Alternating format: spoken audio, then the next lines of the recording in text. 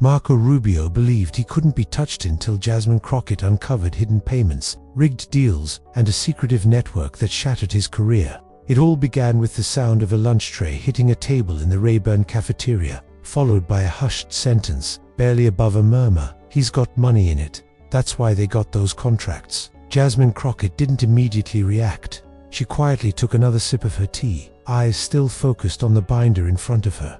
But that sentence stuck in her mind. It was the kind of thing whispered around Capitol Hill all the time, half true. Gossip, frustrated aides, venting. But the voice this time was different. It wasn't bitter. It sounded worried. Later that same afternoon, as she walked back to her office inside the Longworth building, she couldn't shake it off. Senator Marco Rubio's name had been popping up frequently in confidential committee talks. He had been aggressively pushing defense bills, too aggressively, according to some bills that oddly favored the same two companies repeatedly. Lots of head nods, plenty of signatures, but not many clear answers. She casually mentioned it to her chief of staff, Von Tiller, someone with a sharp instinct for political currents. "I heard something similar last week," Von replied, glancing up from his laptop. "Something about him pressuring the Federal Acquisition Service. It's vague though. People don't want to talk." Jasmine narrowed her gaze. Scared of what? Losing their jobs? Or worse, people guard their careers here like it's their own child, Von muttered. But Jasmine wasn't easily shaken. She'd been dismissed too many times already. Being a black woman with a courtroom background and a mind like a steel trap had made her a threat to anyone who counted on secrecy. By Thursday, she had heard the same thing from 3 separate staffers. References to Rubio's pipeline, a nickname for recurring contracts funneled quietly through to Florida-based subcontractors with suspicious public records and odd offshore accounts. Every time she asked for details, the reply was the same: "Ask the wrong question and you'll get iced out."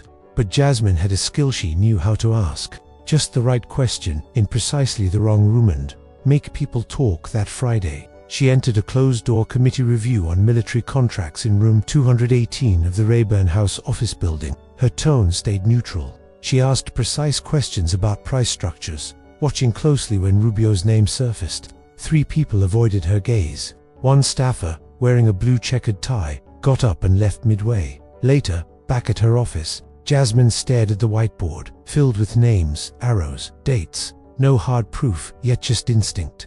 But her gut had never misled her. As she packed up for the night, her phone buzzed. A known number. She let it ring. Moments later, a text appeared. "You're asking about the wrong people, but you're right. Be careful." She stared at the message. For once, she had no snappy reply. She showed it to Von, who raised an eyebrow but said nothing. The next morning, another message arrived. "Meet me near the bottom escalator at Union Station. I'll be wearing a navy windbreaker. Come alone."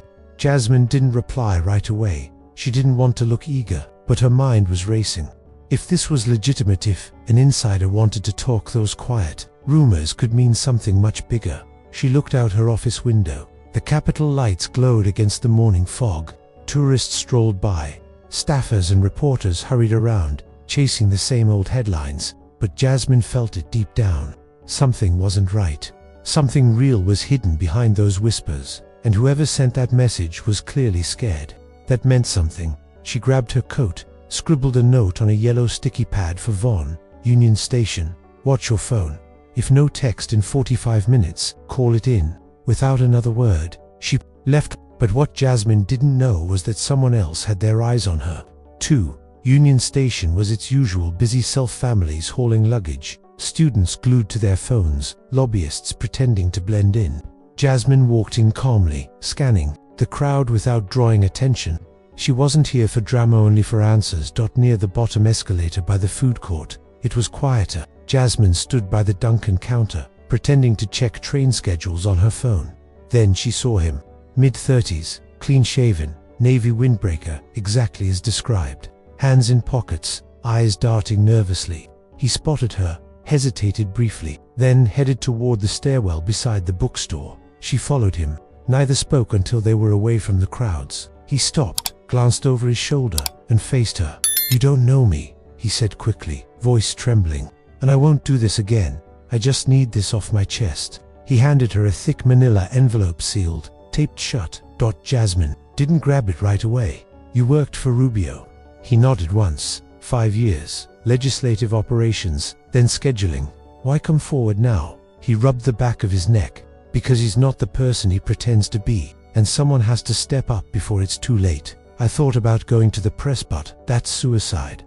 They'll track me down in a week. Your questions. They make things move. Finally, Jasmine took the envelope. What's inside? Money trails, emails, pressure points, internal contractor memos. Enough to prove how deep he's involved. He paused, and names. Names you wouldn't expect. Your identity stays safe, she assured him.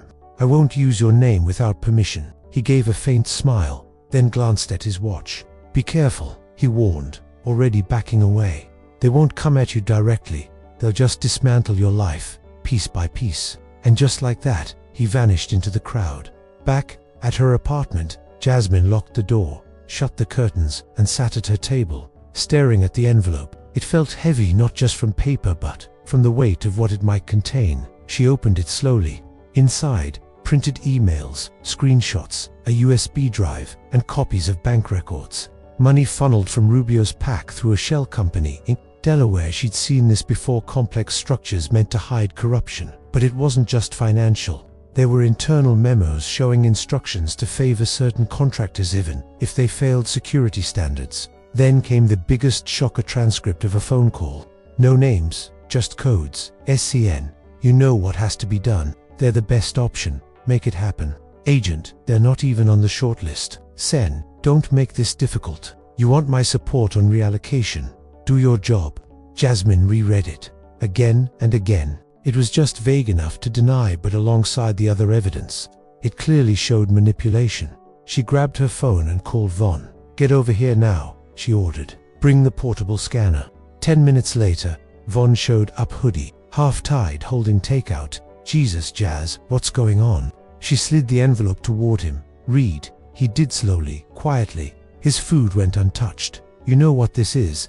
He asked, his voice low. She nodded. A powder keg. Can we verify it? We will. They spent the whole night cross-referencing public records, FEC reports, LinkedIn profiles, and archived committee documents.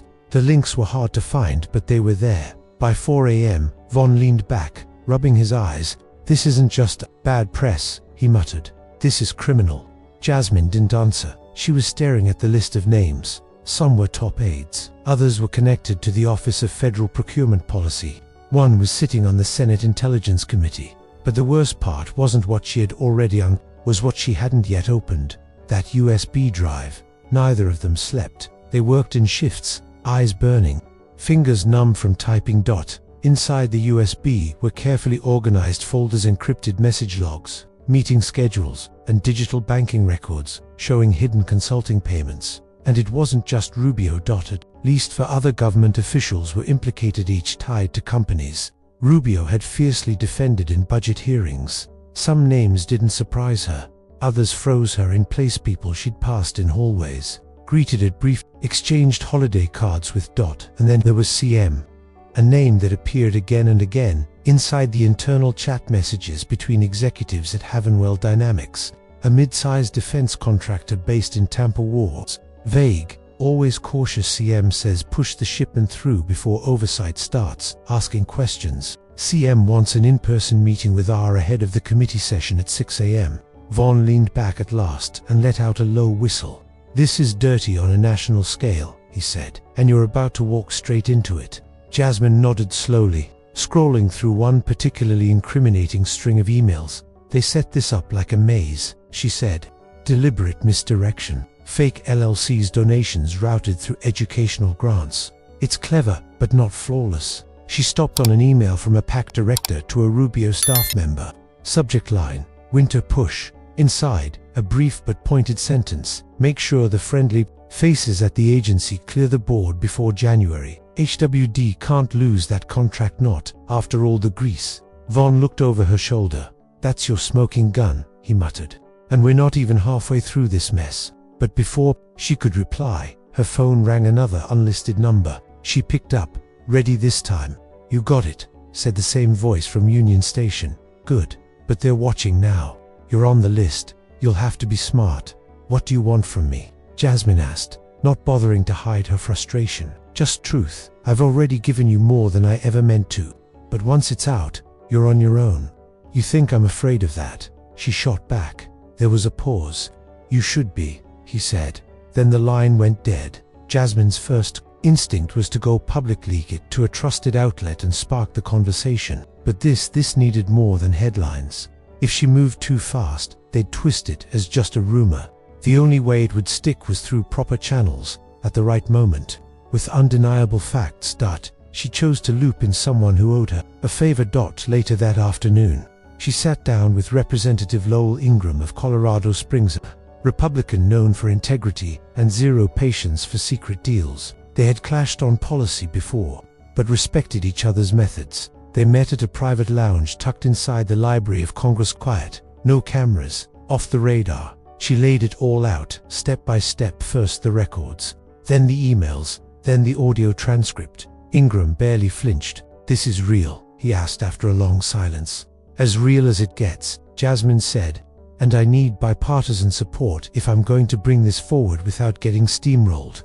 Ingram rubbed his chin, then looked her in the eyes. You'll put your whole career on the line. She didn't blink. And what's it worth if I stay quiet? He nodded once. You'll have my backing.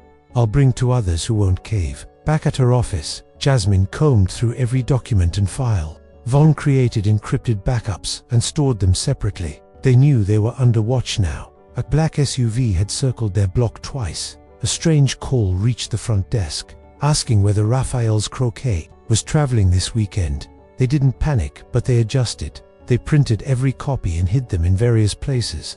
One copy went into a fireproof box at Vaughn's cousin's garage in Bethesda. Another went to a trusted law school friend in Pittsburgh. A third was mailed, sealed, certified, and lawyer notarized to a private investigative firm in San Diego, with clear instructions to open only if Jasmine failed to make contact within 2 weeks. She wasn't naive. She knew how fast people in DC could disappear, their reputation or themselves. Still, despite the pressure, one thing stayed crystal clear. This wasn't about politics or wins. It was about cleaning out the rot. But the hardest part wasn't gathering the truth. It was knowing exactly when to reveal it. The following Monday dawned gray and humid, but inside the Capitol, the atmosphere felt sharper than usual. Jasmine slipped through a side entrance before sunrise, carrying a leather folder packed with fresh printouts. Vaughn trailed her, earbuds in, softly reading through a checklist of tasks: verify timestamps, cross-check wire transfers, prepare encrypted thumb drive for secure drop. At precisely 7:05 a.m., inside a windowless conference room, Representative Lowell Ingram arrived with two trusted colleagues, Beth Morales from Arizona and Colin Rayner from Ohio. Both had military backgrounds before entering. Both detested shady deals that endangered troops. Jasmine started with no preamble. Rubio steered $246 million in contracts to Havenwell Dynamics, she said, tapping a color-coded chart Vaughn had worked on all night. He profited directly through Shell dividends, routed via Shoreline Consulting in Delaware. The firm's a front, but Rubio's sister-in-law is on its board. Beth Morales set her coffee down so hard the lid popped off. That's a crime scene, not a policy discussion, she said. Rayner leaned in. The proof stands, but process matters. Ethics panels will stall. Leadership will stall. We'll need both public pressure and formal leverage. Ingram nodded. We file an ethics complaint today, then request a joint oversight hearing. Meanwhile, we leak just enough to make the media chase it. Jasmine shook her head firmly. If this trickles out slowly, Rubio's team will spin it to death. We release it all at once: documents, timelines, staffer testimony. Leave no room for doubt. The room fell quiet. Then Vaughn spoke up. Then we pick a date and we lock the doors behind us. Ingram slowly nodded. I'll gather cross-party signatures, but expect backlash. Late-night calls, donors threatening primaries, committee chairs blocking your bills. Be ready. I didn't run for Congress to count favors, Jasmine replied. Outside, the blowback came fast.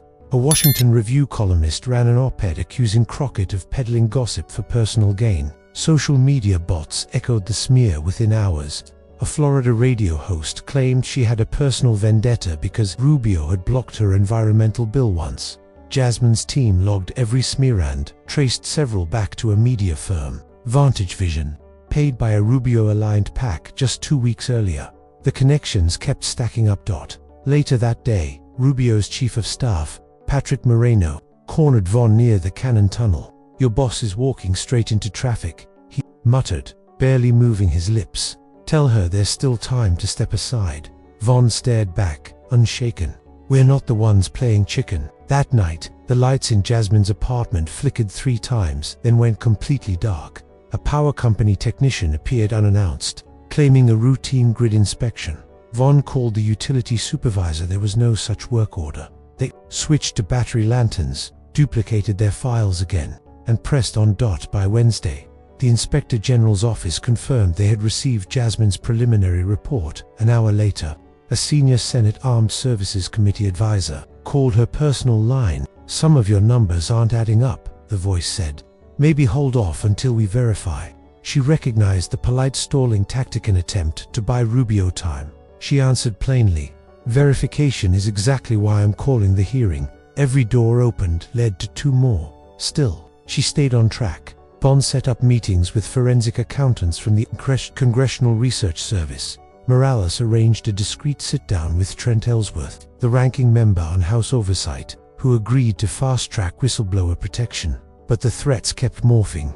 A former donor pulled funding from Jasmine's district STEM program. A Dallas radio station floated rumors about an FEC investigation into her campaign. Flimsy, but enough to stir local doubts. She filmed a brief video addressing the smear, posted it, and went right back to work. By Thursday evening, Ingram called from his office, overlooking Independence Avenue. "I've secured the votes to demand an emergency hearing," he said, but Rubio's allies filed a motion to delay. "Procedural tricks. We're almost out of time," he warned. Jasmine massaged her temples. "File a counter-motion, cite imminent national security risks. Use those contractor emails, mentioning cybersecurity bypasses." "Good strategy," Ingram replied. "You ready for the cameras?" She exhaled slowly, born ready. As midnight neared, Von handed her a final folder: testimony outline, source index, chain of custody records. Jasmine flipped through it, then closed it. But when she stepped into the closed ethics hearing the next morning, she would realize the real battle hadn't even begun. The hearing room felt colder than usual, not from temperature, but from the mood. It was just after 8:08 a.m., and the fluorescent lights above hummed faintly as the ethics panel filed in. Their faces were tight, unreadable. No cameras, no press. Only lawmakers, aides, lawyers, and the occasional lurking political predator. Wearing a mask of indifference, Jasmine Crockett sat firmly at the long table in the center, her posture straight, with a folder secured by a red clip resting before her. Von stood leaning against the wall, arms crossed, eyes scanning the room like he was waiting for something to erupt. At the head of the panel sat Chairwoman Alita Frey, a polished moderate from Oregon, known for her cautious moves and deliberate actions, though tonight, her lips were drawn tighter than normal. "Representative Crockett, you may proceed," she said.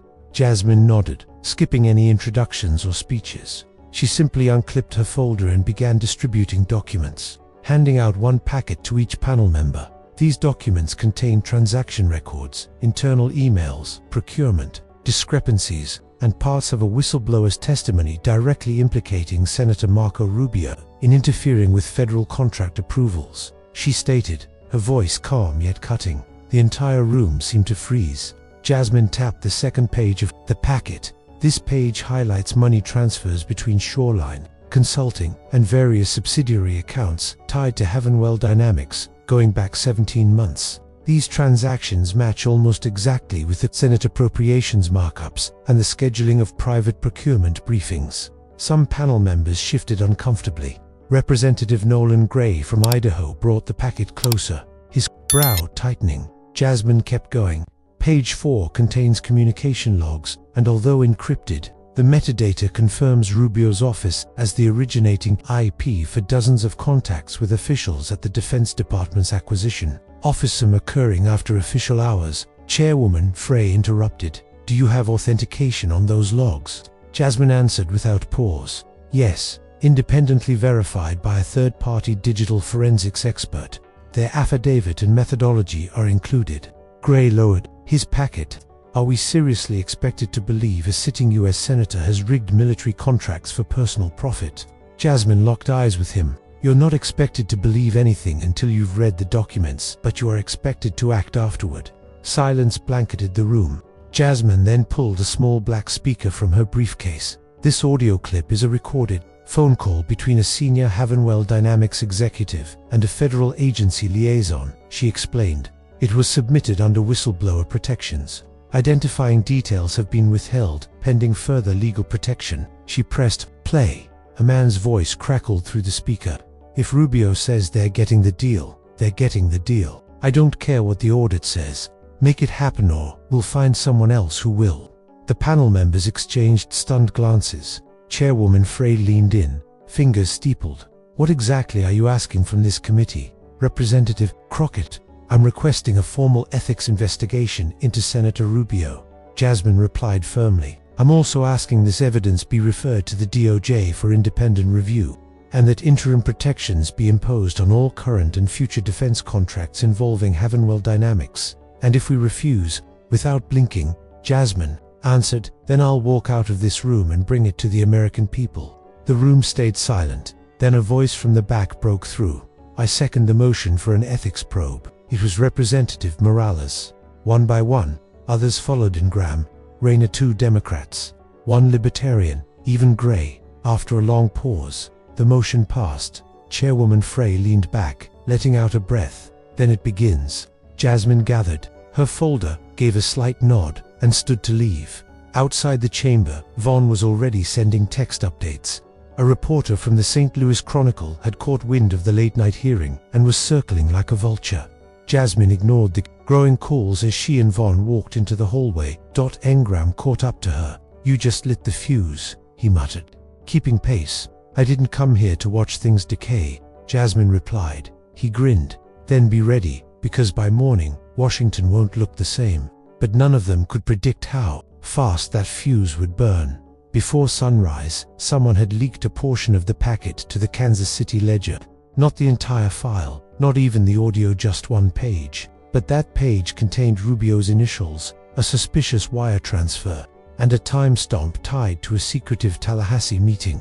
It was enough. Newsrooms scrambled. Morning shows cleared their schedules. Headlines screamed about contract trigging, fraud, and the Rubio corruption probe. By 9 a.m., #ResignRubio was trending across the country. Inner office. Jasmine watched, arms crossed, as Vaughn paced behind her. Did you leak it? She asked, without looking at him. Vaughn shook his head. Nope, but whoever did wanted the fire started early. Could have been someone on the panel, maybe even Engram, to force action before spin doctors rewrote the narrative. It didn't matter anymore. The entire nation was watching.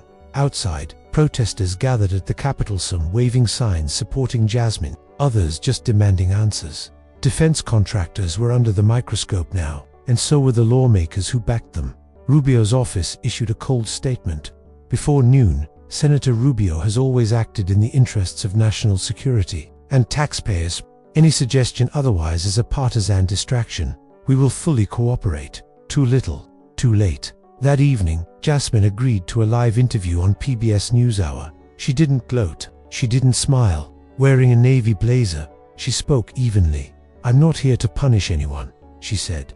I'm here to defend the integrity of public trust. If people in power are abusing their roles to enrich themselves at the expense of national security, we have a duty to stop it. The anchor leaned in. Are you concerned this could backfire? That the system may protect its own? Jasmine didn't hesitate. Let them try, she said. Let's see how long they survive under the weight of truth. The clip went viral. Vaughn spent hours sorting through interview requests. Meanwhile, Rubio disappeared. No appearances, no comments. His office gave vague excuses, medical leave, security reassessment. But insiders knew his allies were scrambling. Jasmine's phone lines were flooded. Threats, praised messages from voters she'd never met. Late that night, Vaughn's phone rang from a burner. It was Dwight Altiner, former Defense Department procurement officer, calling with claims about secretive briefings held by Rubio's office as far back as 2021. He was ready to talk, but only to Jasmine. They arranged a meeting for the next day in Fredericksburg, Virginia, neutral ground, far from cameras, But before Jasmine could leave, Vaughn walked into her office, looking uneasy. "You'll want to see this," he said, handing her a fresh news article. Senator Rubio under formal investigation, facing possible expulsion. Jasmine read it twice. The panel didn't wait. Vaughn said, "They voted to send it to the ethics subcommittee, and the dear you shook the hill, Jazz. And now it's rolling." But Jasmine didn't celebrate. Not yet. She knew how fast Washington changed sides. Support was real, but so was fear. People wanted to be on the right side of history, but they also wanted jobs, donations, and safety nets. Whispers had already started, not about Rubio anymore, about her. "She's too ambitious. She's after his seat. She's dangerous." Jasmine stared out her office window, watching the Capitol dome glowing under the night sky. "They'll say I'm chasing headlines," she said. Vaughn shrugged. "Let them. Truth doesn't need a PR team." But what no one realized yet was that another name, far bigger than Rubio, was about to be exposed, and it would make Rubio look small in comparison. The chamber was packed but unusually quiet. C-SPAN's cameras captured everything, the tense the uneasy glances exchanged between parties, and the way Rubio's name hung in the air like a question no one wanted to ask aloud. Overnight, Chairwoman Frey had drafted a resolution calling on the Senate to vote on Rubio's expulsion. It hadn't happened in over a century. In the gallery above, Jasmine sat calmly among her aides, guarded by two plainclothes officers. No smiles, no celebration, just stillness. She'd done her part. Now, the system had to prove whether it still worked. On the Senate floor, Senator Reed Carlton of Michigan took the microphone, his voice steady. "Colleagues," he began firmly, "this is not about politics.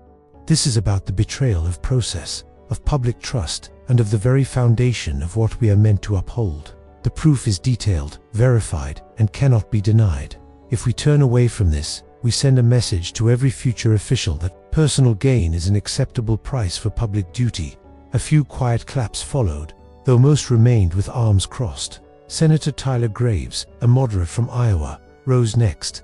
"None of us wants to be here, but the people we serve are watching. If they see us shielding our own instead of standing for the truth, maybe we don't deserve these seats at all." Silence filled the room. Chairperson Merritt began the roll call. It lasted 6 minutes. When the final vote was announced, 71 in favor of expulsion, 25 opposed, and for abstaining, the room didn't cheer or erupt. It simply froze. Senator Marco Rubio was officially no longer part of the U.S. Senate. He wasn't present to hear the result. No one knew his whereabouts. In her office, Jasmine watched the news flash across 3 channels at once. Vaughn handed her a cup of black coffee and sat opposite her, his arms resting on his knees. "You did it," he said softly. "No," she replied. "We just did what needed to be done." She hadn't eaten all day, but food wasn't the priority. The real weight wasn't in the vote, it was what followed. The hearings, the probes, the ones who aided him, the ones still hiding. As she scanned her inbox, one name jumped out: CM. There it was again.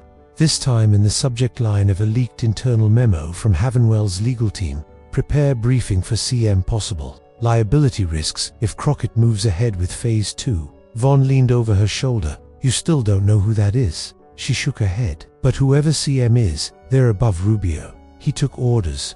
They both stared at the screen in silence. Then Jasmine picked up her phone and called Lowell Ingram. "We're not finished," she said. "I need clearance to keep following the money trail. We missed someone." "Then we keep digging," Ingram answered. "But you know what this means, don't you?" Jasmine sighed. "They'll come after me harder now." He didn't argue. As the sun set, protesters gathered outside again, this time not for Rubio. Some shouted her name. Others held signs saying truth still matters. Many simply stood quietly, raising photos of veterans, teachers, and small business owners, the ones harmed when dirty money filled the wrong pockets. As she exited the Capitol, a man approached her car. Security blocked him, but she rolled down her window. He looked around 60, wearing a mechanic's uniform, with kind but weary eyes. "I don't know much about politics," he said, "but what you did, it mattered. My brother served 2 tours. If even one contract supplied bad gear just to make someone rich, thank you for stopping it." Jasmine didn't speak right away. She gave him a nod and thanked him. That night, she got home late. Vaughn stayed on the phone with Ingram, arranging the next moves. Jasmine sat again at her dining table, the same one where she'd first opened that manila envelope. Now, it was covered in folders, USB drives, and legal pads full of names. But she knew the real power was hidden somewhere in those names. The one who never signed anything, never called directly, just whispered orders and moved people from the shadows. And Jasmine was closing in. 2 days after the vote, the Senate still felt unsettled. Rubio's name had been removed from office plaques, staff badges revoked, files seized by federal agents. Some in the media had already moved on, but Jasmine hadn't. She was just stepping into the storm. The whistleblower, the man in the Navy, windbreaker, finally agreed to testify under oath. His real name was Elias Brenner, aged 39, former deputy scheduler and procurement contact for Rubio's office. For years, he had watched deals traded like poker chips, emails wiped before backups could save them, meetings in parking lots instead of offices. But guilt wears people down slowly. Now, seated across from Jasmine and Ingram in a secure room at the Capitol, Elias looked smaller than she remembered, sunken cheeks, unsteady eyes. "I never thought I'd survive long enough to do this," he whispered. "We've got you," Jasmine assured him. "But we need everything." "Who is CM?" He hesitated, then answered, "CM isn't just one person. It's an internal code. It started showing up in 2019, right after Rubio's private meeting with a Fairstone Holdings executive." Jasmine's eyebrows knit together. "Fairstone, that giant from Phoenix." "Exactly," Elias replied. "Fairstone's just a front. Underneath, it's controlled by Calvin Marin." The name hit like a hammer. Calvin Marin, ex-intelligence operative turned venture capitalist, famous for dodging congressional probes with slick words and no paper trail. He never held office. He didn't have to. He owned data firms, surveillance companies, private security outfits embedded across federal departments. "You're saying Marin ran Rubio?" "No, I'm saying Marin was running everything. Rubio was just a pawn." Jasmine leaned back. The room fell silent. They had been focused on the senator, but they hadn't looked beyond him.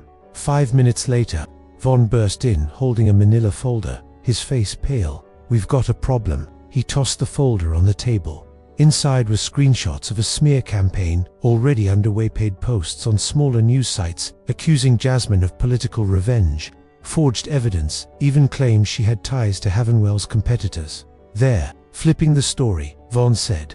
"And guess who owns 3 of these sites? Calvin Marin." Jasmine muttered. "Of course." Elia spoke again.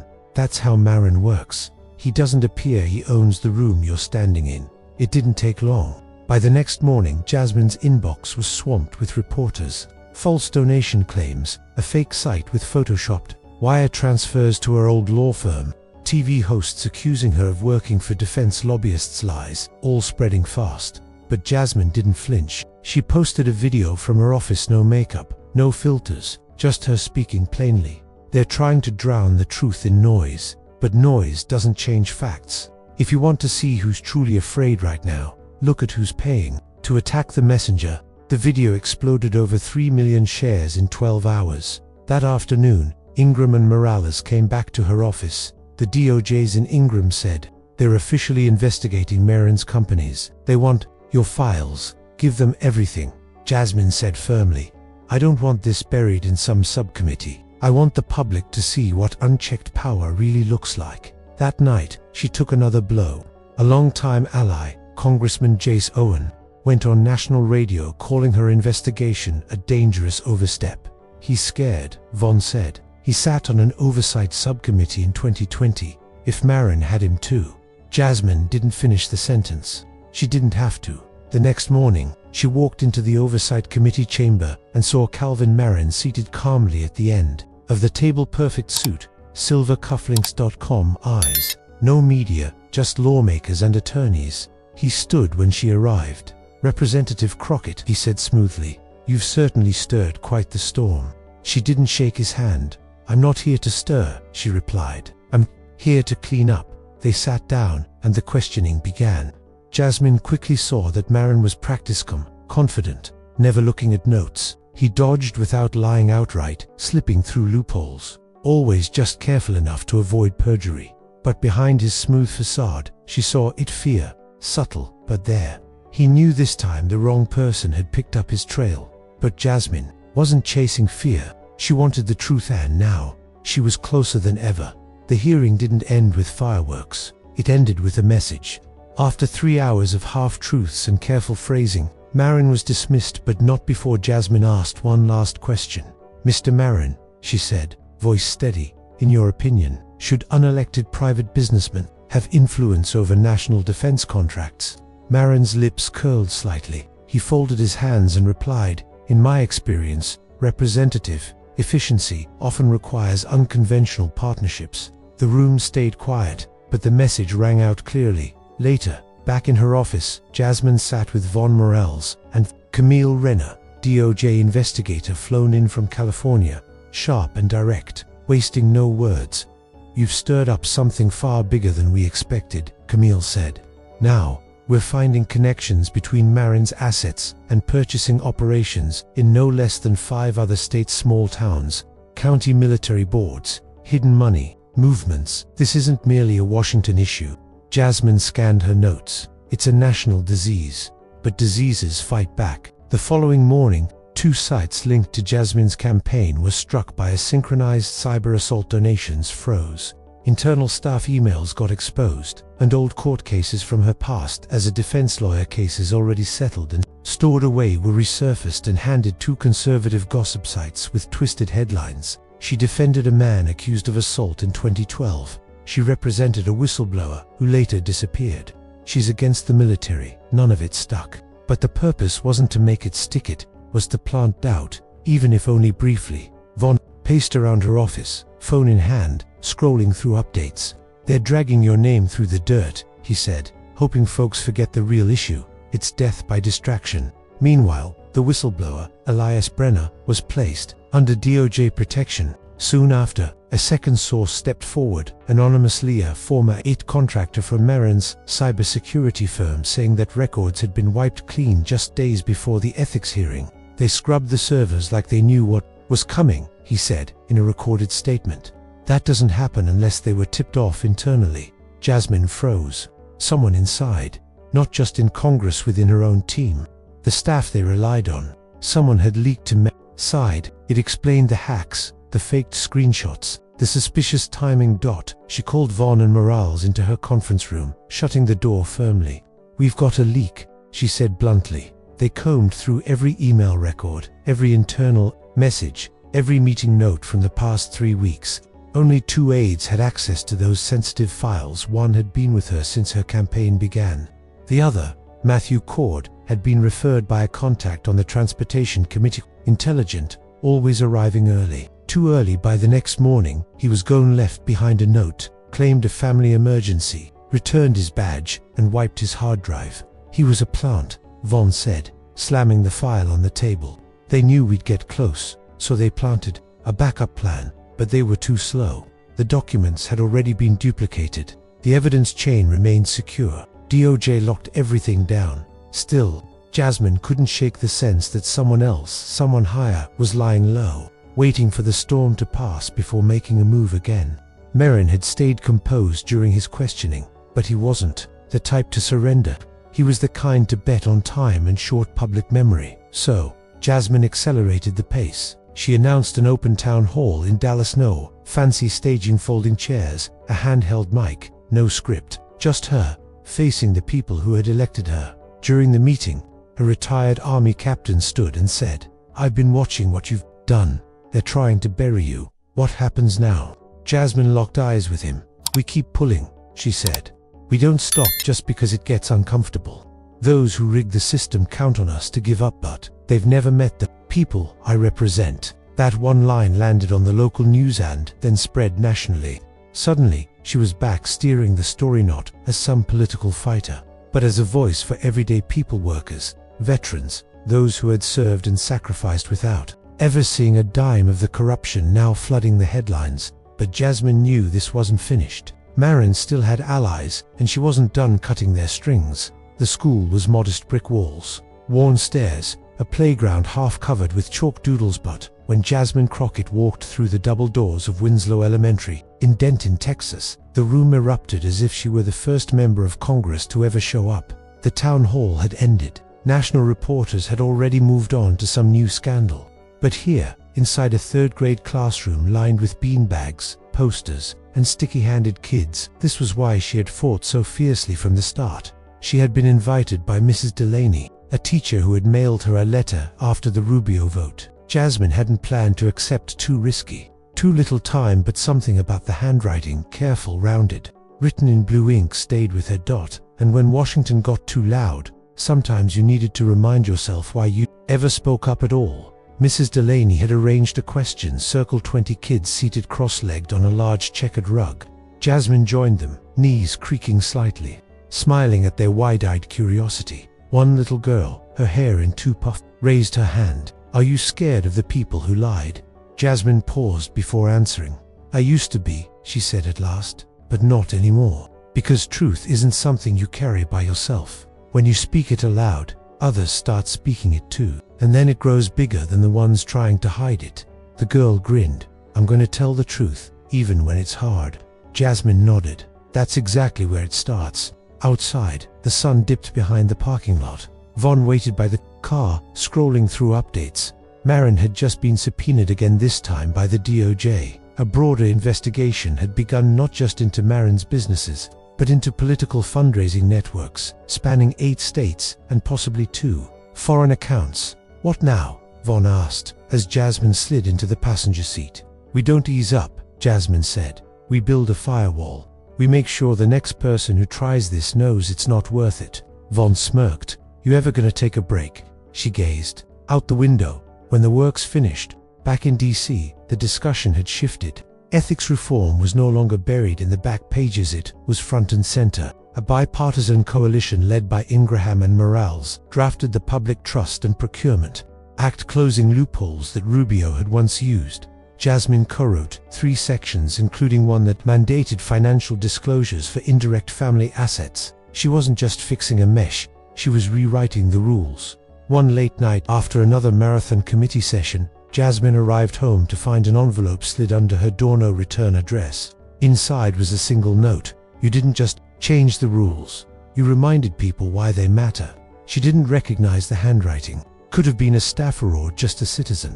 It didn't matter. The next morning, she pinned it to the wall behind her desk. Weeks later, she visited Elias Brenner, now living under a new name, with DOJ help. They met at a quiet Vermont lake, sitting on a bench by the water. No cameras, no security, just 2 people who had sacrificed everything to expose something hidden. "You think it's really over?" Elias asked. Jasmine shook her head. "No, but it's quieter, and people are paying attention now." Elias stared at the lake. "I thought I'd regret it, losing everything." "You didn't," Jasmine said. "You just got tired of pretending you didn't notice." For the first time in months, Elias smiled. That evening, Jasmine flew back to Texas, walking through the airport without a single photographer or question. Just a clear sense of purpose, because the mission wasn't really about Marin or Rubio or a single crooked contract. It was about trust, how quickly it shatters and how much longer it takes to rebuild. She wasn't chasing fame or headlines. She simply wanted people to look at their government and see themselves again, not polished smiles, hiding greed. Going to bed, she wrote in her journal, "Truth doesn't yell. It waits, and when it's finally heard, it doesn't leave." If you believe the truth still matters, subscribe our channel for new weekly stories showing what real integrity looks like and why it still counts.